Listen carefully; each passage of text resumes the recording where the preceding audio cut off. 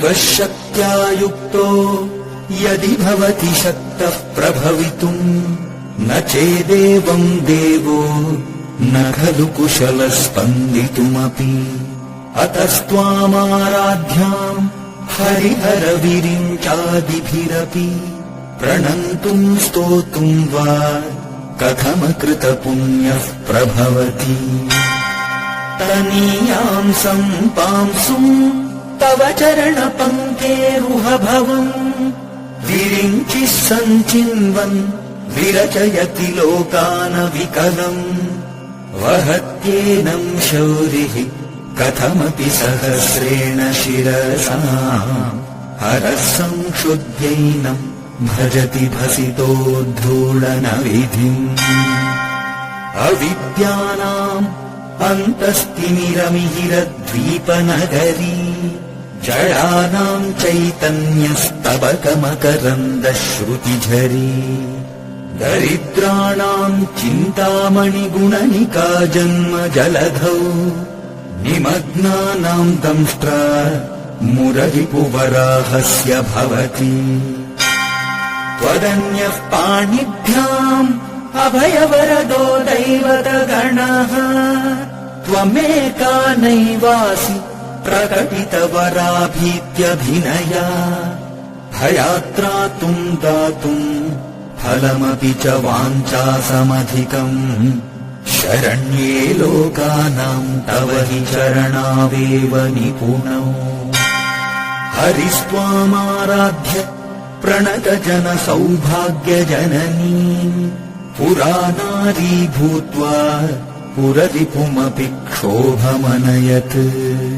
स्मरोऽपि त्वाम् नत्वा रतिनयनलेह्येन वपुषा मुनीनामप्यन्तः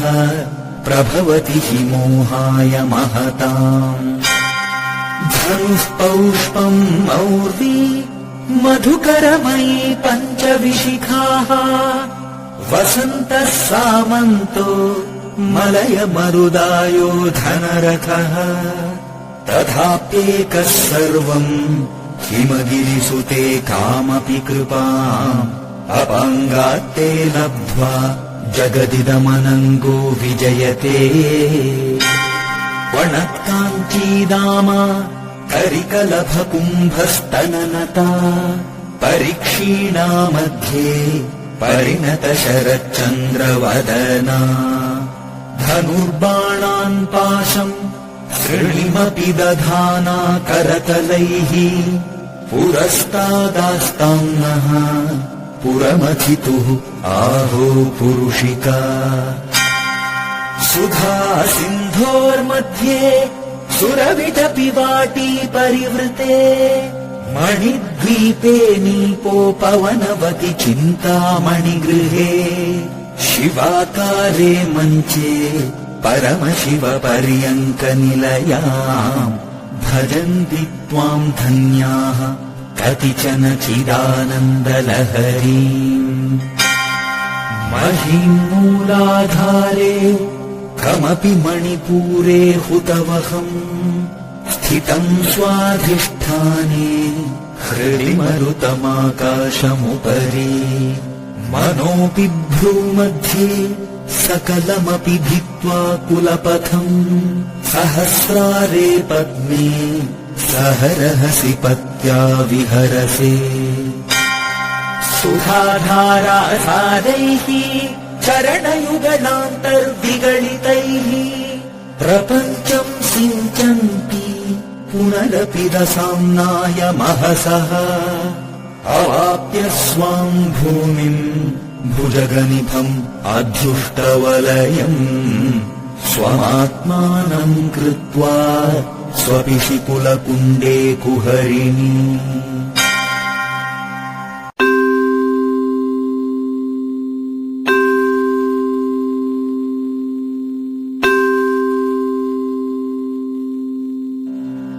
चतुर्भिः श्रीकण्ठैः शिवयुवतिभिः पञ्चभिरपि प्रभिन्नाभिः शम्भोः नवभिरपि मूलप्रकृतिभिः 44 वसुदलकलाश्रत्रिवलय त्रिरेखाभिः सार्धम् तव चरणकोणाः परिणताः त्वदीयम् सौन्दर्यम् तुहिनगिरिकन्ये तुलयितुम् कवीन्द्राः कल्पन्ते कथमपि विरिञ्चि प्रभृतयः यदा लोकौत्सुक्या अमरललनायान्ति मनसा तपोभिः दुष्प्रापामपि गिरिशसायुज्य पदवीम् नरम् वर्षीयांसम् नयनविरसम् नर्म सुजडम् तवापाङ्गालोके पतितम् अनुधावन्ति शतशः गलद्वेणीबन्धाः कुचकलशविस्रस्तसिचया हठात्तृप्यकाङ्क्ष्यः विगलितदुकूलाः युवतयः क्षितौ 50 विषमधिकपञ्चाशदुदके हुताशे 62 चतुरधिकपञ्चाशदनिले दिवि 230 मनसि च 64 ये मयूखाः तेषामप्युपरि तव पादाम्बुजयुगम् शरज्योत्स्ना शुद्धाम् शशियुतजटाजूटमकुटाम् वरत्रासत्राणस्फटिकघटिका पुस्तककराम् सकृन्नत्वा नत्वा कथमिव सताम् सन्निदधते मधुक्षीरद्राक्षा मधुरिमधुरीणाः फणितयः कवीन्द्राणाम् चेतः कमलवनबालातपरुचिम् भजन्ते ये सन्तः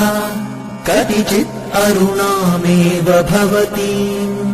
विरिञ्चि प्रेयस्याः तरुणतरशृङ्गारलहरी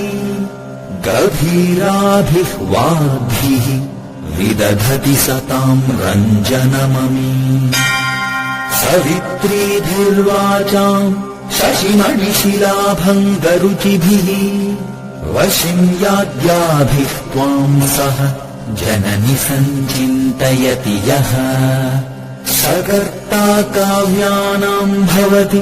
महताम् भङ्गिरुचिभिः वचोभिः वाग्देवी वदन कमलामोदमधुरैः तनुच्छायाभिस्ते तरुणतरुणी श्रीसरणिभिः दिवम् सर्वामुर्वीम् अरुणिमनिमग्नाम् स्मरति यः भवन्त्यस्य त्रस्यद्वदन हरिणशालीननयनाः सहोर्वश्यावश्याः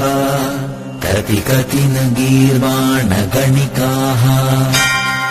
मुखम् बिन्दुम् कृत्वा कुचयुगम् अधस्तस्य तदधः हरार्थम् ध्यायेद्यो हरमहिषिते मन्मथकलाम् ससद्यः संक्षोभम् नयति वनिता इत्यतिलघु त्रिलोकीमप्याशु भ्रमयति रवीन्दुस्तनयुगाम् किरन्तीमङ्गेभ्यः किरणनिकुरुम्बामृतरसम् हृदि त्वामाधत्ते हिमकरशिलामूर्तिमिव यः ससर्पाणाम् दर्पम् शमयति शकुन्ताधिप इव ज्वरप्लुष्ठाम् दृष्ट्या सुखयति सुधाधारसिरया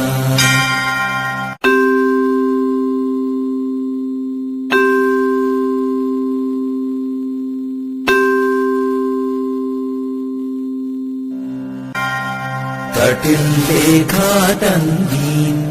तपनशशिवैश्वानरमयीम् निषण्णाम् षण्णामप्युपरि कमलानाम् तव कलाम् महापद्माटव्याम् मृदितमलमायेन मनसा महान्तः पश्यन्तः दधति परमानन्दलहरी भवानि त्वं दासे मयि वितरदृष्टिं सकरुणाम् इति स्तोतुं वाञ्छन् कथयति भवानि त्वमिति यः तथैव त्वं तस्मै दिशसि निजसायुज्यपदवीम् मुकुन्द ब्रह्मेन्द्रस्फुटमकुटनीराजितपदाम् त्वया हृत्वा वामम् वपुरपरितृप्तेन मनसा शरीरार्धम् शम्भोः अपरमपि शङ्के हृतमभूत् यदेतद्वद्रूपम् सकलमरुणाभम् त्रिनयनम् कुचाभ्यामाणम्रम् कुटिल शशिचूडालमकुटम् जगत्सूते धाता हरिरवति रुद्रः क्षपयते तिरस्कुर्वन्नेतत् स्वमपि वपुरीशस्तिरयति सदा पूर्वः सर्वम् तदिदम् अनुगृह्णाति च शिवः तवाज्ञाम् आलम्ब्य क्षणचलितयोः भ्रूलतिकयाः त्रयाणाम् देवानाम् त्रिगुणजनितानाम् तव शिवे भवेत्पूजा पूजा तव चरणयो या विरचिता तथा हि त्वत्पादोद्वहनमणिपीठस्य निकटे स्थिता ह्येते शश्वन्मुकुलित करोत्तंसमकुटाः विरिञ्चिः पञ्चत्वम् व्रजति हरिराप्नोति विरतिम् विनाशम् कीनाशो भजति धनदो याति निधनम् वितन्द्री माहेन्द्री विततिरपि सम्मीलितदृशा महासंहारेऽस्मिन् विहरति सति त्वत्पतिरसौ जपो जल्पशिल्पम् सकलमपि मुद्रा विरचना गतिस्प्रादक्षिण्यक्रमणम् अशनाद्याहुतिविधिः प्रणामः संवेशः सुखमखिलम् आत्मार्पणदृशा सपर्यापर्यायस्तव भवतु यन्मे विलसितम् सुधामपि आस्वाद्य प्रतिभयजरा मृत्युहरिणीम् विपद्यन्ते विश्वे विधिशतमखाद्यादिविशतः करालम् यत्क्ष्वेलम् कवलितवतः कालकलना न शम्भोः तन्मूलम् तव जननिताटङ्कमहिमा किरीटम् वैरिञ्चम् परिहर पुरः कैटभभिदः कठोरे कोडीरे स्खलसि जहि जम्भारिमकुटम् प्रणम्रेष्वेतेषु प्रसभमुपयातस्य भवनम् भवस्याभ्युत्थाने तव परिजनोक्तिः विजयते स्वदेहोद्भूताभिः घृणिभिः अणिमाद्याभिः अभितः निषेव्ये नित्ये त्वाम् अहमिति सदा भावयति यः किमाश्चर्यम् तस्य त्रिनयन समृद्धिम् तृणयतो महासंवर्ताग्निः विरचयति नीराजनविधिम्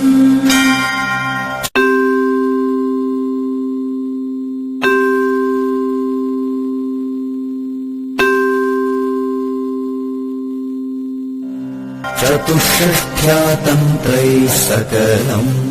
अतिसन्धाय भुवनम् स्थितस्तत्सिद्धिप्रसव परतन्त्रैः पशुपतिः पुनस्त्वम् निर्बन्धादखिल पुरुषार्थैकघटना स्वतन्त्रम् ते तन्त्रम् क्षितितलम् अवातीतरदिदम् शिवः शक्तिः कामः क्षितिरथरविशीतकिरणः स्मरो हंसः शक्रः तदनु च परामारहरयः अमीहल्लेखाभिः तिसृभिः अवसानेषु घटिताः भजन्ते वर्णास्ते तव जननी नामावयवताम् स्मरं योनिम् लक्ष्मीम् त्रितयमिदम् आदौ तव मनोः निधायैके नित्ये निरवधि महाभोगरसिकाः भजन्ति त्वाम् चिन्तामणि गुणनिबद्धाक्षवलयाः शिवाग्नौ जुह्वन्तः सुरभिघृत धाराहुतिशतैः शरीरम् त्वम् शम्भोः शशिमिहिरवक्षोरुहयुगम् तवात्मानम् मन्ये भगवती नवात्मानम् अनघम् अतः शेषशेषित्ययम् उभयसाधारणतया स्थितः सम्बन्धो माम्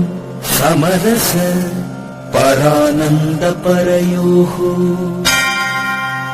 मनस्त्वम् व्योमत्वम् मरुदसि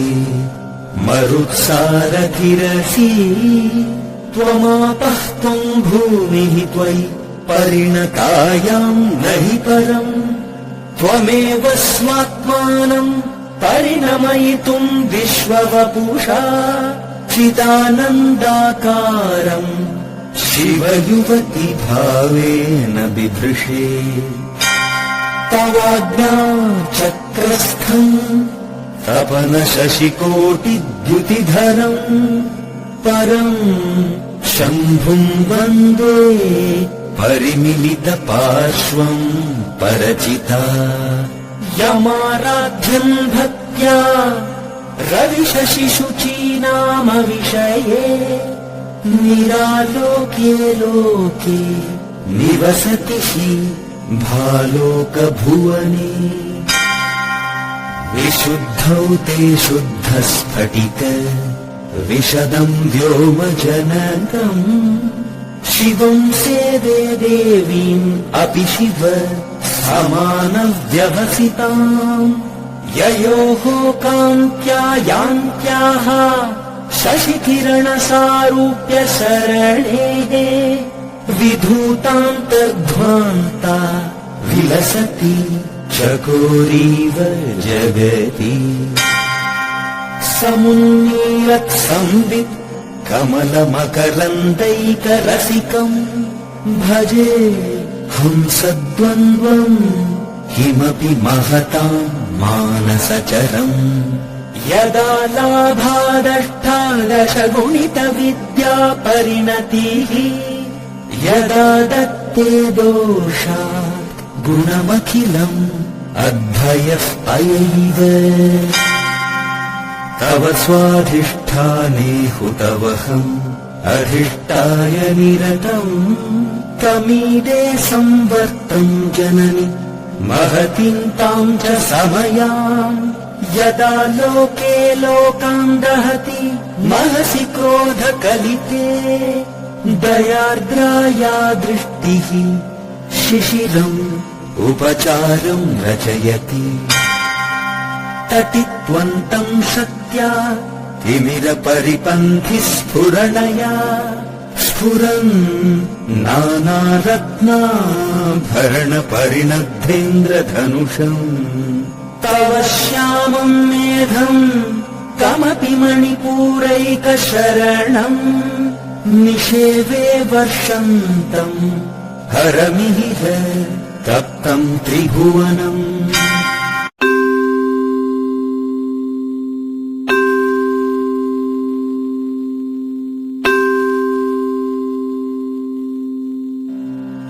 आधारे मूले सहसमयया लास्य परया नवात्मानं मन्ये नवरसमहाताण्डवनटम् उभाभ्याम् एताभ्याम् उदयविधिम् उद्दिश्य दयया सनाथाभ्याम् जन्ये जनकजननीमज्जगदिदम् गतैर्माणिक्यत्वम्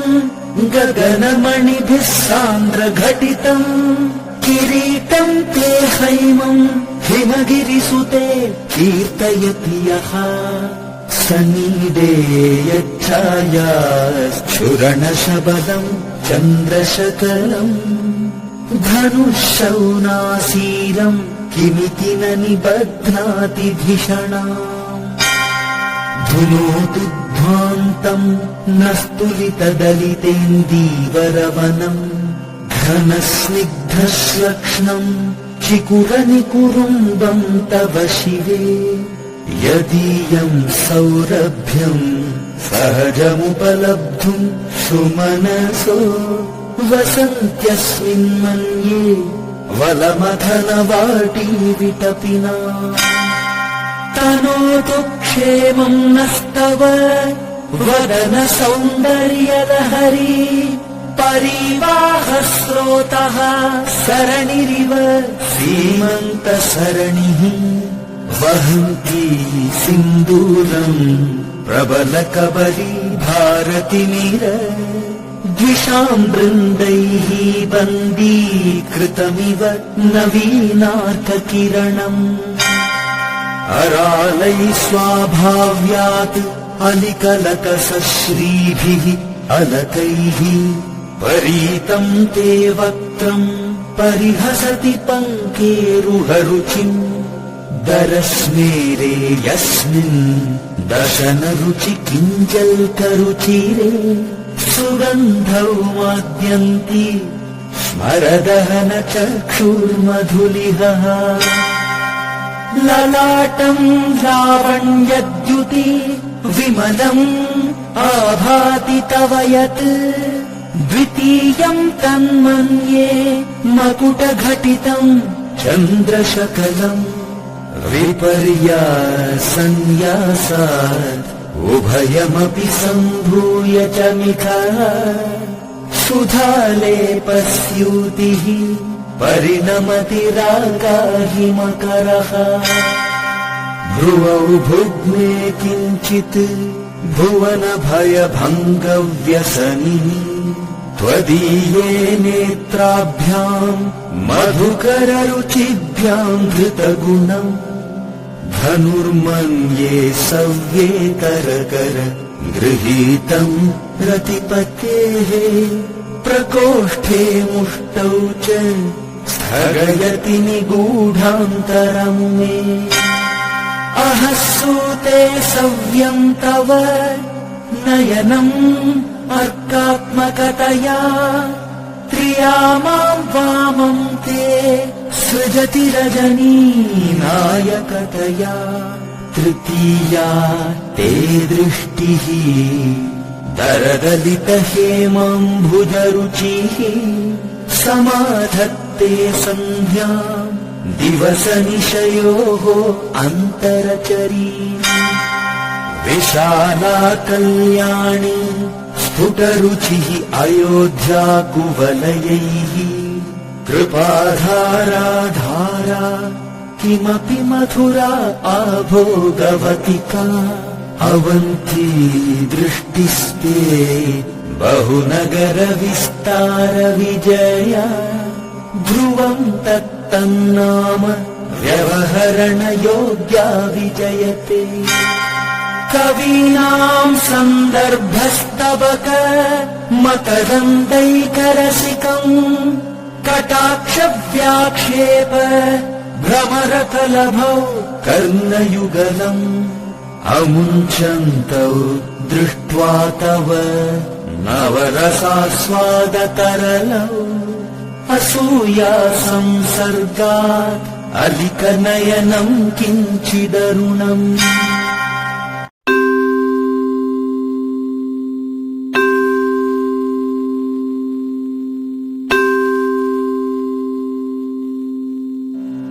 शिवे शृङ्गारार्द्रा तदितरजने कुत्सनपरा सरोषा गङ्गायाम् गिरिशचरिते विस्मयवती हराहिभ्यो भीता सरसिरुह सौभाग्यजननी सखीषु स्मेराते मयि जननि दृष्टिः सकरुणा गते कर्णाभ्यर्णम् करुत इव पक्ष्माणि दधति पुराम् भेत्तुः चित्तप्रशमरस विद्रावणफले इमे नेत्रे गोत्राधरपतिकुलोत्तम् सकलिके तव आकर्णाकृष्ठ स्मरशरविलासम् कलयतः विभक्तत्रैवर्ण्यम् व्यतिकरितलीलाञ्जनतया विभाति त्वन्नेत्रत्रिदयमिदम् ईशानदैते पुनः स्रष्टुम् देवान् द्रुहिणहरिरुद्रान् उपरता रजः सत्त्वम् विभ्रत्तम इति गुणानाम् त्रयमिव पवित्रीकर्तुम् नः पशुपतिपराधीन हृदये दयामित्रैर्नेत्रैः अरुणधवल श्यामरुचिभिः न दस्योनो गङ्गा तपनतनयेति ध्रुवममुम् त्रयाणाम् तीर्थानाम् उपनयसि सम्भेदमनघम् निमेषोन्मेषाभ्याम् प्रलयमुदयम् याति जगति तवेत्याहुः सन्तु धरणिधर राजन्यतनये त्वदुन्मेषाज्जातम् जगदिदमशेषम् प्रलयतः परित्रातुम् शङ्के परिहृतनिमेषास्तव दृशः तवापर्णे कर्णे जपनयनपैशून्यचकिता निलीयन्ते तोये नियतमनिमेषाः शफरिकाः इयम् च श्रीर्बद्धच्छदपुटकवाटम् कुवलयम् जहाति प्रत्यूषे निशि च विघटय्य प्रविशति दृशाद्राधीयस्या दरदलितनीलोत्पलरुजा दवीयाम् संदीनम् स्नपय कृपया मामपि शिवे अनेनायम् धन्यो भवति न च ते हानिर्यता वने वा हर्म्ये वा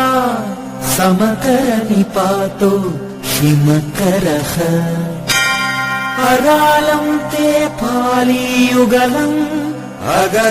अगराजन्यतनये न केषामाधत्ते कुसुमशर कोदण्डकुतुकम् तिरश्चीनो यत्र श्रवणपथमुल्लङ्घ्य विलसन् अपाङ्गव्यासङ्गो दिशति शरसन्धानधिषणाम्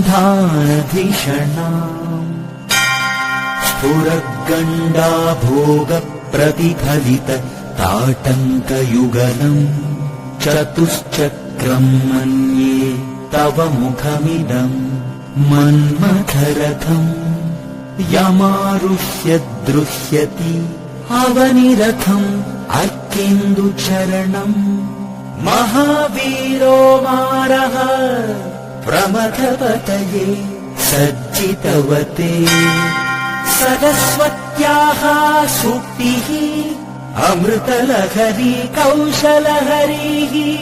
पिबन्त्याः शर्वाणि श्रवणचुलुकाभ्याम् अविरलम् चमत्कारश्लाघा चलितशिरसः कुण्डलगणो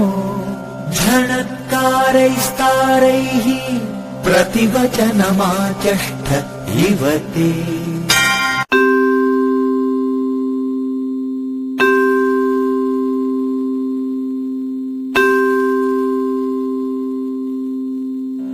असौ नासावंशः तुहिनगिरिवंशध्वजपटी त्वदीयो नेदीयः फलतु फलम् अस्माकमुचितम् वहत्यन्तर्मुक्ताः शिशिरकरनिश्वासदलितम् समृद्धया यत्तासाम् बहिरपि समुक्ता मणिधरः प्रकृत्या रक्तायास्तव सुदतिदन्तच्छदरुचेः प्रवक्ष्ये सादृश्यम् जनयतु फलम् विद्रुमलता न बिम्बम् तद्बिम्ब प्रतिफलनरागात् अरुणितम् तुलामध्यारोढुम् कथमिव विलज्जेत कलया स्मितज्योत्स्नाजालम् तव वदनचन्द्रस्य पिबताम् चकोराणामासीत् अतिरसतया चञ्चुजडिमा अतस्ते शीतांशोः अमृतलहरीम् आम्लरुचयः पिबन्ति स्वच्छन्दम् निशि निशि भृशम् काञ्चिकधिया अविश्रान्तम् पत्युः गुणगणकथम् रेडन जपा जपा पुष्पच्छाया तव जननि जिह्वा जयति सा यदग्रासीनायाः स्फटिकदृशगच्छच्छविमयी सरस्वत्या मूर्तिः परिणमिति माणिक्य वपुषा रणे जित्वा दैत्यान् अपहृतशिरस्त्रैः कवचिभिः निवृत्तैः चण्डांश त्रिपुरहर निर्माल्य विमुखैः विशाखेन्द्रोपेन्द्रैः शशिविशरकर्पूरशकला विलीयन्ते मातस्तव वदनताम्बूलकबलाः विपञ्चा गायन्ति विविधमपदानम् पशुपतेः त्वयारब्धे वक्तुम् चलितशिरसा साधुवचने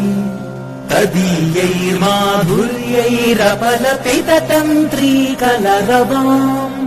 निजाम् वीणाम् वाणीम् निचुलयति चोलेन निभृतम् कराग्रेण स्पृष्टम् तुहिनगिरिणा वत्सलतया गिरीशेन उदस्तम् मुहुः अधरपालाकुलतया करग्राह्यम् शम्भोः मुखमुपुरवृन्तम् गिरिसुते कथम् कारम् ब्रूमः तव चुबुकम् औपम्यरहितम् भुजाश्लेषान् नित्यम् पुरदमयितुः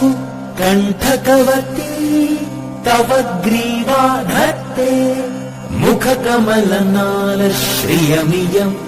स्वतः श्वेता काला गुरुबहुरजम् बालमलिना मृणाली लालित्यम् वहति यदधो हारलतिका गले रेखास्तिस्त्रो गतिगमकगीतैकनिपुणे विवाहव्यानद्धप्र गुणगुणसङ्ख्या प्रतिभुवः विदाजन्ते नानाविध मधुररागा करभुवा त्रयाणाम् ग्रामाणाम् स्थितिनियमसीमान इवते मृणाली मृद्वीनाम् तव भुजलतानाम् चतसृणाम् चतुर्भिः सौन्दर्यम् सरसिजभवस्तौति वदनैः नखेभ्यः सन्द्रस्यन् प्रथममथनात् अन्धकरिपोः चतुर्णाम् शीर्षाणाम् सममभयहस्तार्पणधिया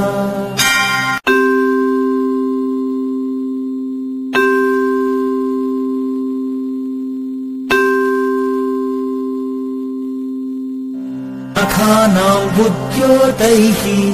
नवनलिनरागं विहसता कराणां ते कान्तिं कथय कथयामः कथमुमे कयाचिद्वा साम्यं भजतु कलया हन्तकमलम् यदि क्रीडल्लक्ष्मी चरणतललाक्षारसचणम् समं देवी स्कन्दद्विपवदनपीतं स्तनयुगम् तवेदं नः खेदम् हरतु सततं प्रस्नुतमुखम्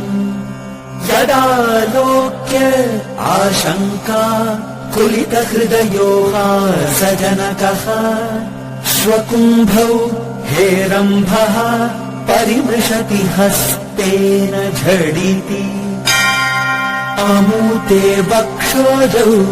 अमृतरसमाणिक्यकुतुपौ न सन्देहस्पन्दो नगपतिपताके मनसि नः पिबन्तौ तौ यस्मात् अविदितवधू सङ्गरसिकौ कुमारावद्यापि विरदवदन कौञ्चदलनौ वहत्यम्बस्तम्बेरमदनुज कुम्भप्रकृतिभिः समारब्धाम् मुक्तामणिभिः अमलाम् हारलतिकाम् कुचाभोगो बिम्बाधररुचिभिः अन्तः सबलिताम् प्रतापव्यामिश्राम् पुरदमयितुः कीर्तिमिव ते तव स्तन्यम् मन्ये धरणिधरकन्ये हृदयतः पयः पारावारः परिवहति सारस्वतमिव दयावत्या दत्तम् द्रविडशिशुवास्वाद्य तव यत् कवीनाम् प्रौढानाम् अजनिकमनीय कवयिता हर क्रोधज्वालावलिभिः अवलीढेन वपुषा गभीरे तेनाभीसरसि कृतसङ्गो मनसि जः समुत्तस्थौ तस्मात् अचलतनये धूमलतिका जनस्ताम् जानीते तव जननि रोमावलिरिति यते तत्कालिन्दी तनुतरतरङ्गाकृतिशिवे हृषे मध्ये किञ्चित् जननि तव यद्भाति सुधियाम् विमर्दात् अन्योन्यम् कुचकलशयोः अन्तरगतम् तनुभूतम् व्योम प्रविशदिवनाभिम् कुहरिणी स्थिरो गङ्गावर्तः स्तनमुकुलरोमावलिलता कलावालम् कुण्डम् कुसुमशरतेजो हृतभुजः रतेर्लीलागारम् किमपि तव नाभिर्गिरिसुते बिलद्वारम् सिद्धेः गिरिशनयनानाम् विजयते निसर्गक्षीणस्य स्तनतटभरेण क्रमजुषो नमन्मूर्तेः नारीतिलकशनकैः तृप्यत इव चिरम् ते मध्यस्य तुडिततटिनीतीरतरुणा समावस्थास्थेम्नो भवतु कुशलम् शैलतनये कुतौ सद्यस्विद्यते तटघटितकूर्पासभिदुरौ कषन्तौ दोर्मूले कनककलशाभौ कलयता तव त्रातुम् भङ्गात् अलमिति बलग्नम् तनुभुवा त्रिधा नद्धम् देवि त्रिबलिलबलीम् वल्लिभिरिव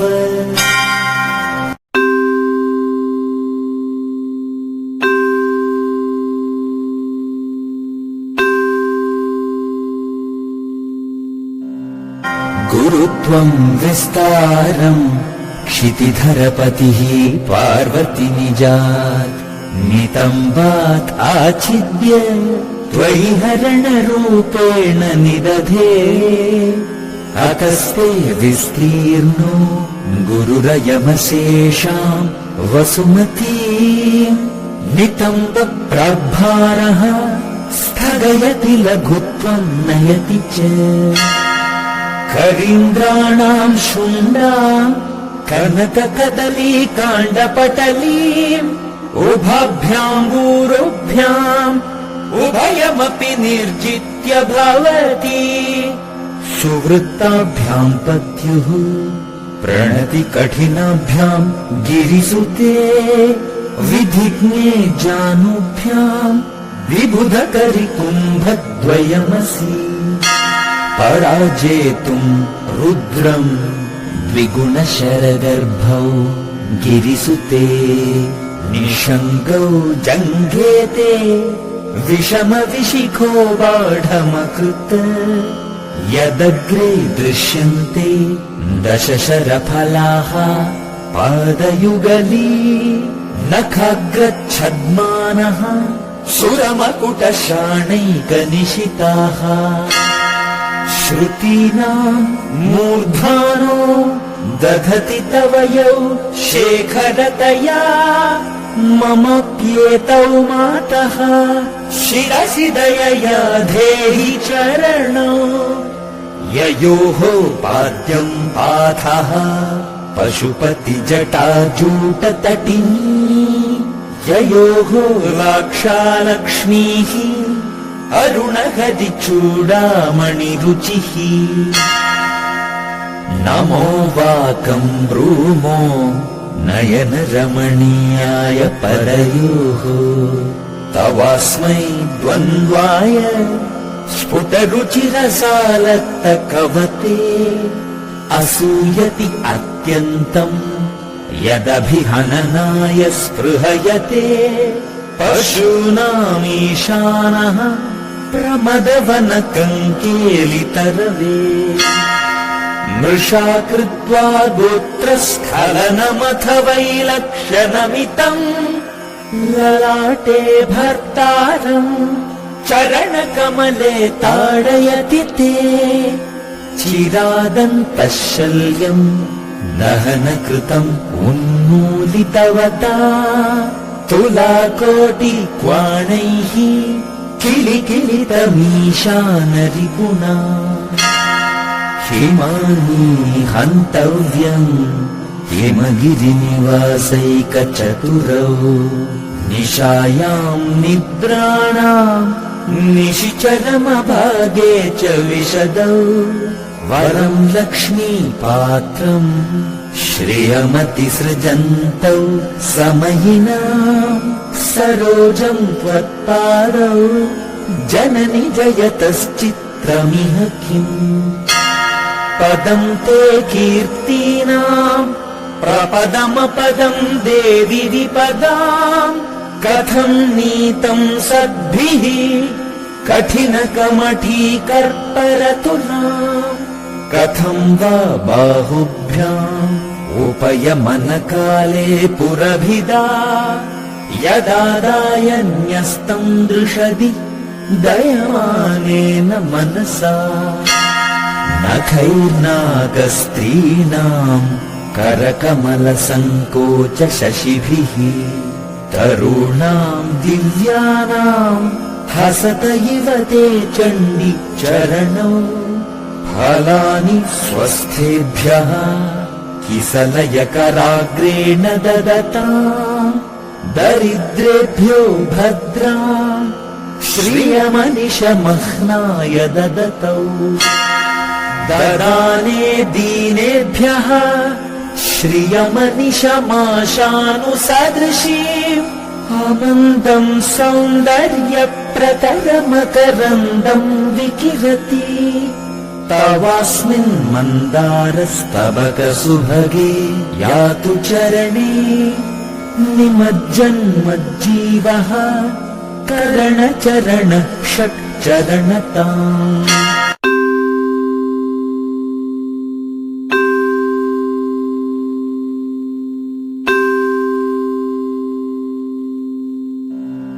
पदन्यासक्रीडा परिचयमिवारब्धुमनसः स्खलन्तस्ते खेलम्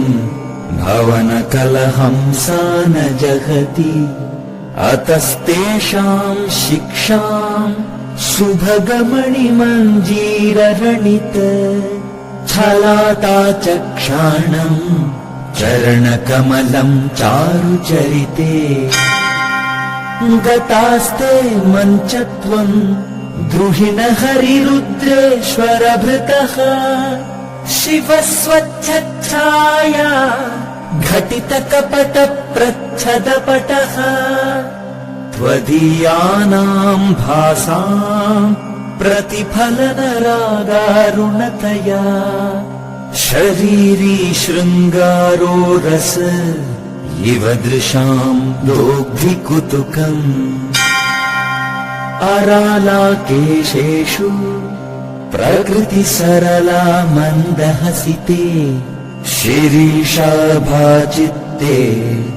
दृशदुपलशोभाकुचतटे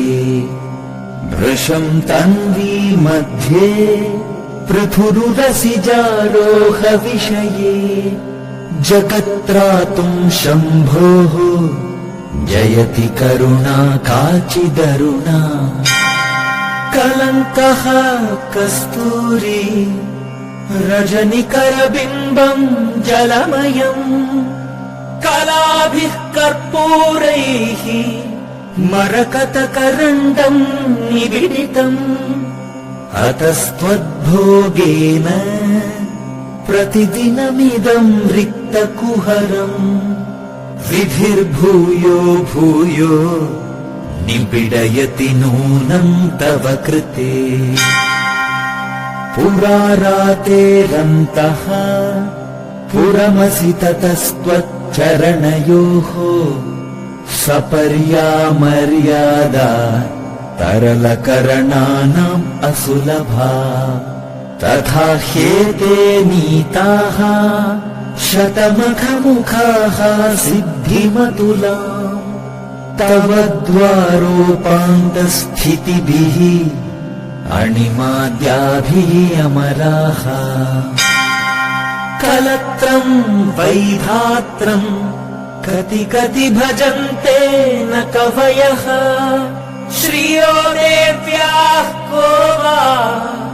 न भवति पतिः कैरपि धनैः महादेवम् हित्वा तव सति सती नाम चरमे कुचाभ्याम् आसङ्गः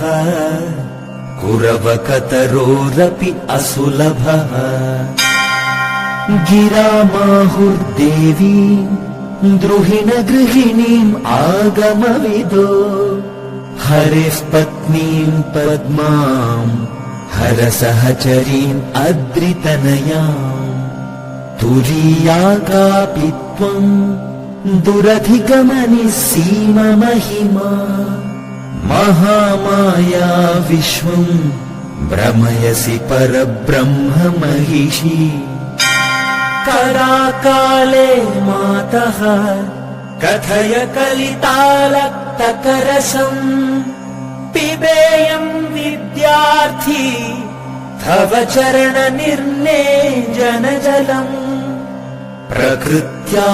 मूकानाम् अपि च कविता कारणतया यदा धत्ते वाणी मुखकमलताम्बूलरसताम् सरस्वत्या लक्ष्म्या